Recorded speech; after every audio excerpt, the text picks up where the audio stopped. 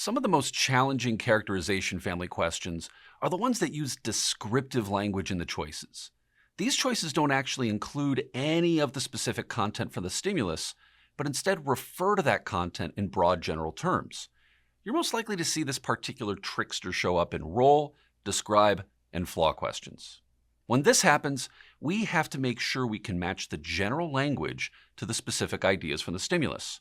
For instance, roll answers may point out how a claim supports the author's conclusion or refutes a position without actually identifying the conclusion or the position being refuted.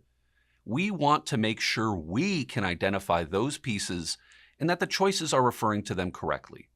Similarly, describe answers will say things like, uses a counterexample to reject a hypothesis, again leaving it up to us to decipher what the counterexample is and what hypothesis is being rejected.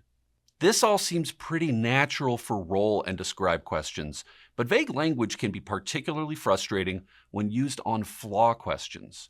With flaw questions, we can often anticipate a specific flaw. For instance, consider the following argument. Whenever there's a thunderstorm, the buffalo in the field start a stampede. Therefore, buffalo stampedes cause thunderstorms. The flaw here is that the author has things backward. The thunderstorms might cause the buffalo to stampede, but it's definitely not the other way around. We'd hope to see the correct answer use such wording, but then we see the author argues that one phenomenon causes a second when the evidence is consistent with the latter causing the former. Wait, what happened to the buffalo and the thunderstorms? What does that answer choice even mean? As with roll and describe questions, we have to take the time to determine which specific elements from the stimulus are being described by the generic terms in the choices. So, if we see the author argues one phenomenon causes a second, we take a moment to make this more specific. The author does argue that one phenomenon, that would be the buffalo stampedes, causes a second, that would be the thunderstorms. If the pieces don't match up properly, then you can eliminate the choice. For example, say a choice reads, the author argues that what's true of a group is also true of each member of that group.